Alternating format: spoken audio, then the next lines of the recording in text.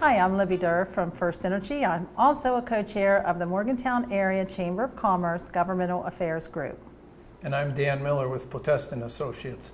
Libby and I are members of the Chamber, and we'd like to introduce to you the candidates that are running for election this legislative session. The Chamber does not promote the candidates themselves. We don't endorse them. We promote the policies. And so we're here to help you understand where the candidates are standing on these policies. We're actually presenting this as a public service to you as a voter. So we want you to sit back, enjoy the show, and we also want you to remember to go out and vote. So sit back, enjoy the show, enjoy.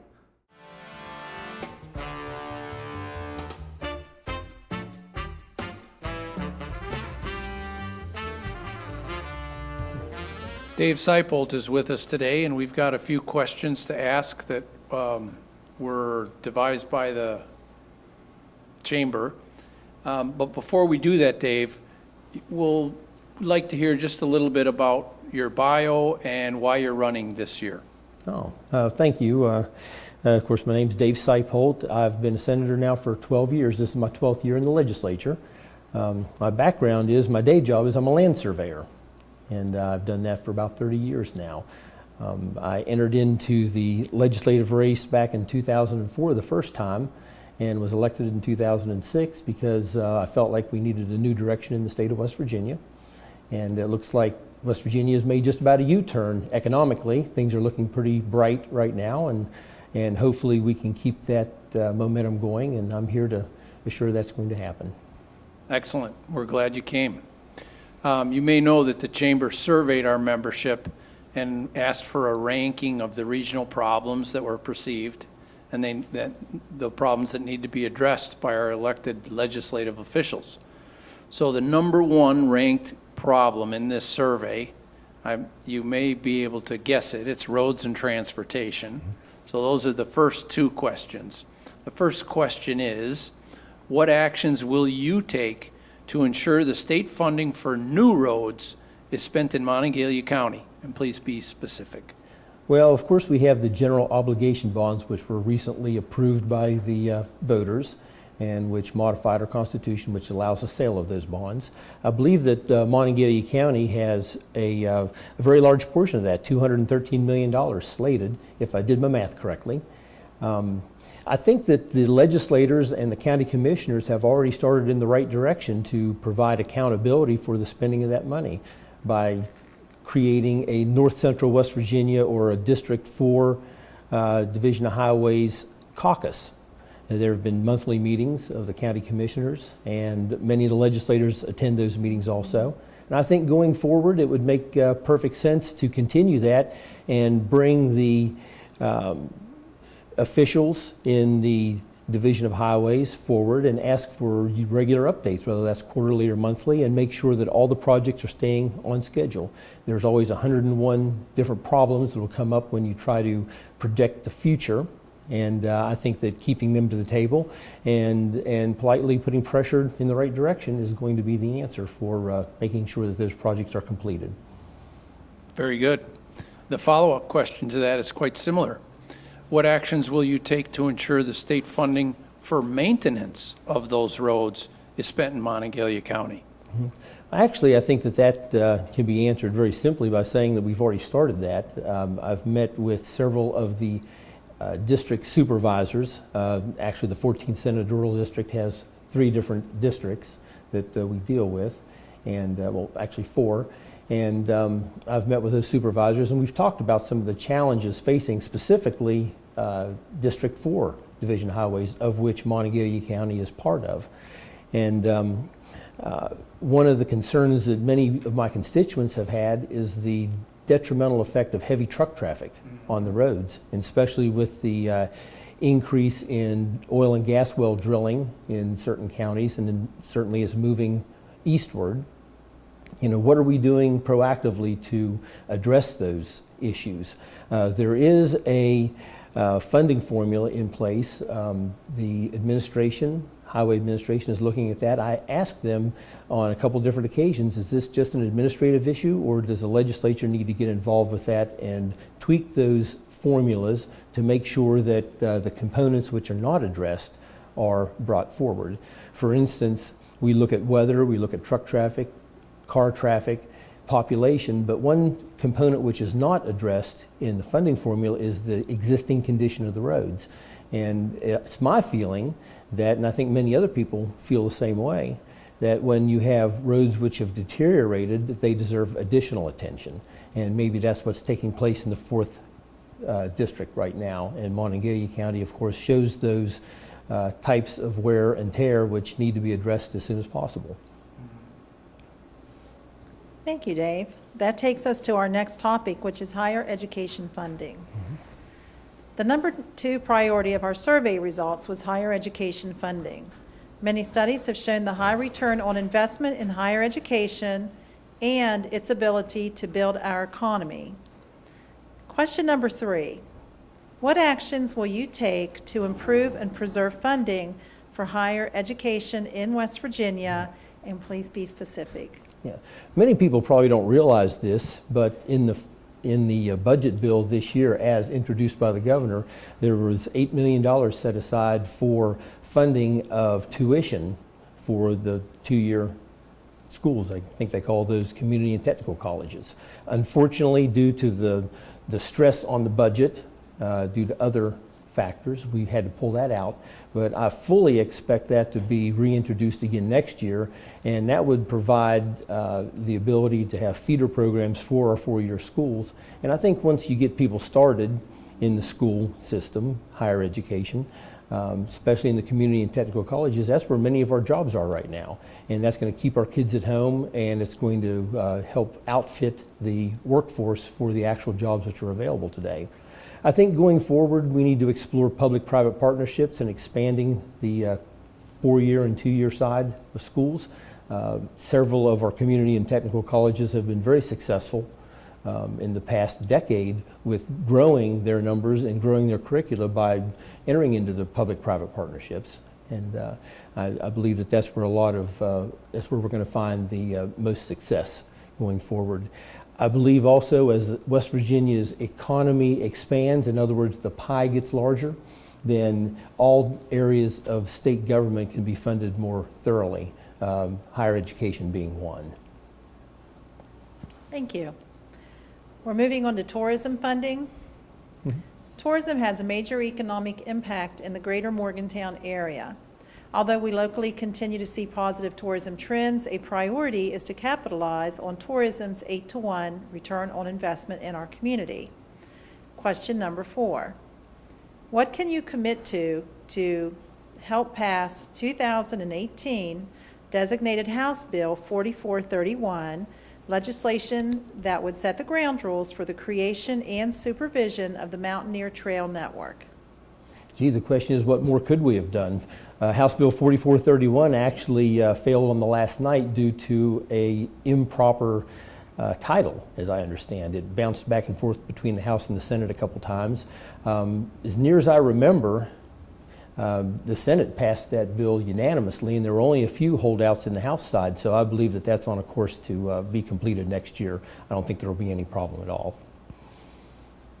Good. We'd like to see that because it would have a local impact on us up here. So I'm glad you're behind on that. Obviously, the trail programs in southern West Virginia have been really a game changer for them in bringing in tourists all over the East Coast, not just in the adjoining states. And we'd like to see that that mixture be brought and spread throughout the whole state. Yeah, it's a good precedent that it's succeeded down there. Well, before we let you go, we have a 5th question that kind of lets you expand on your passions or priorities for this legislative session, so we'll let you address that. Okay. Well, obviously the 14th Senatorial District, which is made up of 8 different counties, is by and large rural. Now, we do have a portion of Montague County, and that being said, one of the biggest concerns that comes to me from my constituents and from the community leaders is that of volunteer fire departments, volunteer fire companies, and the trouble that we have properly funding emergency services and first responders. I have been placed as the chair of a subcommittee which looked into that, and we passed a bill last year which went about 3/4 of the way to solving those problems. It opened up the door for creative financing and creative training and retention and recruitment. So we're hoping to take that one step further next year and properly fund our first responders and do what is necessary to make sure that our constituents, that our citizens are protected. Excellent. Thank you very much for coming in today. Thank you very much for the opportunity. It's always a pleasure.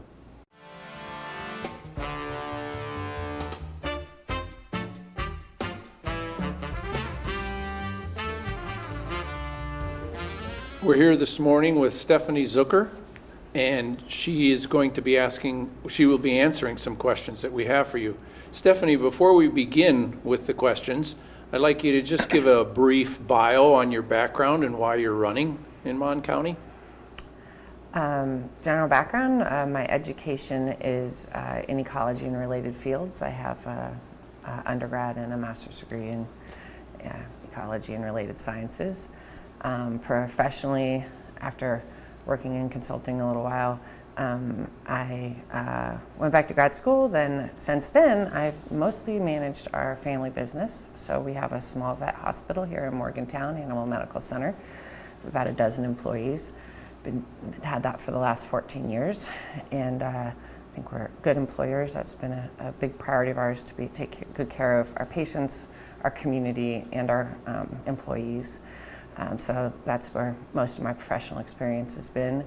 That's sort of, so scientist, small business owner, been passionate about national politics for pretty much my whole life. Didn't pay a lot of attention to state politics till a couple of years ago. Started paying a lot closer attention to state politics in the legislature's sessions the last couple of years, and I think probably like many West Virginians have been very disappointed in what our legislature's been doing, what our government's been doing. And I decided I needed to step up when there wasn't anyone else interested in running against the incumbent in this race. So made a little impulsive decision to run. My decision to run is largely a desperation move. Something's got to change in this state, and I think all of us need to step up and do whatever we can, and this is something I can do. So here I am. And that's why we're doing what we're doing as the chamber. We want to make sure that the message gets out to people. And the first question, well, the chamber did a survey of our membership, and we asked for the ranking of the regional problems that need to be addressed by our elected legislative officials. The number one ranked problem in this survey was roads and transportation. So our first two questions deal with that. Okay. Our first question is, what actions will you take to ensure the state funding for new roads is spent in Monongalia County? And please be specific. Well, I think my priority on roads funding is to fix all the problematic roads, and certainly new roads in Mon County. We're, I think, the fastest growing county in the state. We're certainly an economic powerhouse in the state, and we clearly need to meet our infrastructure needs where new roads are needed. That we need to be advocating in Charleston, both through the legislative process and also through the executive branch and further things that go down the line after legislation is passed, to make sure that our needs here are met so we can keep growing. Certainly new roads is great. There is a question about existing roads, right? Are we going to talk about existing roads? Yes, we are. Okay, good, because that's a big problem too, probably even bigger than new roads. So I love Mon County. Mon County is our home, and it's where our business is. If I'm elected, I'll represent 8 counties and I'll represent the whole state. So my priority will be meeting needs wherever they are. Very good. And this second question has a minor variation in it, and it is, what actions will you take to ensure the state funding for maintenance of roads is spent in Mon County? Okay. Well, this is something I've been paying a lot of attention to lately, is the current roads problem, the maintenance problem. And I've been attending every DOH meeting I can find. I organized an additional public meeting with our DOH District 4 manager recently in Preston County for people to get public input and find out really what's going on. My best understanding of what's going on, the problem specifically I have in Mon County and also in Preston County and the rest of DOH District 4 is there's obviously multiple facets of why our roads are in such unbelievably bad shape. Part of it is overall funding on roads, and part of it is real specific to Mon County and Preston County specifically, that our public employee wages, DOH wages, are simply not competitive to be able to maintain reasonable staffing levels. The last numbers I heard for Monongalia County was that we were down about 2/3 of our full contingent of crew on the DOH to actually maintain our roads. So if we're supposed to have, I think, maybe it was like 45 or 50 fully staffed, we've got like 15 guys that can go out on the road right now in Mon County. Preston County isn't quite as desperate, but it's close. They're down by about 1/3 out there. When our wages for DOH employees are with a CDL license are averaging around 11 plus an hour, around under $12 an hour, and those same folks with a CDL license can go over easily to Pennsylvania or Maryland and start at like 25 an hour, go to the gas companies, drive a water truck for $50 an hour. It's not a shocker that we can't stay fully staffed. Anybody who's run a business, as I have, and I'm sure many of you have, know that if you don't pay your employees fairly and provide decent benefits, which we're not doing either as a state, you're not going to be able to recruit and retain employees that you need. So that wage issue is really critical up here because we have a stronger economy than the rest of the state. It's an issue throughout the state, and I think we need to really reevaluate and dramatically improve our wages and benefits for state employees and specifically for DOH, and that's a step. It's not the entire step. We need more funding sources for roads. Within DOH4, we also have Doddridge County that has a massive explosion in the gas, not a kaboom explosion, but a massive growth in the gas extraction industry down there, which is helpful on some economic levels, but it is absolutely destroying the roads. And Doddridge County funding to fix the road damage from the fracking trucks all comes out of the same pot as the rest of DOH4. So looking at funding sources from the extraction industry, some impact fees or things like that that can be directed to road repairs from the industries that are damaging the roads, those kind of things are going to help a lot on our funding. Thank you. Next, we have a question about higher education funding. The number 2 priority of our survey results was higher education funding. Many studies have shown the high return on investment in higher education and its ability to build our economy. Question number 3, what actions will you take to improve and preserve funding for higher education in West Virginia? And please be specific. Well, higher education, all education funding is a very high priority for me. I think the need for better funding for education is something that most people will agree on. Certainly we saw that in K-12 education. We've heard a lot about that this year with the Teachers Work Action. And in higher education is related, but has separate funding issues. And the need for better public support for our state institutions of higher learning is clear, and I highly support that. As far as specific sources, I think for me, my priority would be reevaluating the entire funding structure essentially that we have for our state and retargeting our taxes, impact fees, reconsidering some of those sort of corporate tax breaks that we've done on I'm talking about the multi-million, billion-dollar extraction companies, out-of-state companies. They're really not paying their fair share. So we end up pushing things further and further down on the working families of the state, and student loans and this crisis that we have nationally and certainly within West Virginia on the burden of families of attaining higher education is really at a critical tipping point. My husband and I both had tons of student loans. My husband still does. We won't get those ones paid off until our youngest is out of college. And that's a family that, a problem that I think faces so many families in West Virginia.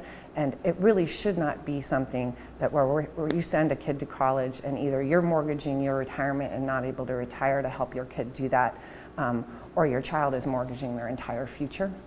So making our priorities on taxation of extraction companies and other, out-of-state kind of exploitation kind of industries is really where my priority is to improve funding. So I can't say that I've got a specific tax in mind to specifically fund higher education, but definitely that would be a top priority of mine, and I would look for every reasonable alternative to improve funding for education. And it's also an economic driver, and I think we need to respect WVU's role and other universities in the state, their role in expanding economic opportunities within the entire region, and certainly we see that in Mon County. Thank you.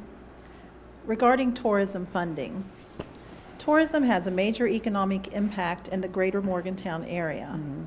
Although we locally continue to see positive tourism trends, a priority is to capitalize on tourism's 8-to-1 return on investment in our community. Mm-hmm. Question number 4, what can you commit to do to help pass 2018 designated House Bill 4431, legislation that would set the ground rules for the creation and supervision of the Mountaineer Trail Network? Wow. So I guess I should have read that bill before I came here. So I'm afraid that I haven't read that specific bill. I am a strong supporter of tourism industry, and not just in Mon County, but throughout the state, and specifically in other parts of my Senate district, Tucker County, and parts of Preston County. The tourism industry can create sort of green jobs, diversify our economy, and one thing I'm hearing a lot about in Mon County and in the rest of the counties is the problem with infrastructure holding back that kind of development. So I don't know anything about that specific bill, but I do know that we need to have reasonable roads and trail access, expand our trail network. I mean, we have these incredible natural resources. We made a lot of progress in the last decade or so, cleaning up our rivers. We have beautiful mountains, we all know that. So if we can expand access to those, improving road access, that's a huge problem with the Cheat River rafting. There's, routinely I hear from people that are guides and other advocates out there on the river that people want to come and float our rivers, they want to come and access our natural areas, but they'll make very specific day-to-day choices of, not going to do that in West Virginia, we're going to launch in Maryland because we can't hack your roads. And in Tucker County, we don't have that problem as much in Mon County, although we do in some of the outer areas. Access to high-speed internet is a huge hindrance, and we have not been investing properly or effectively or efficiently in internet access. So that's something that I hear about all the time down in Tucker.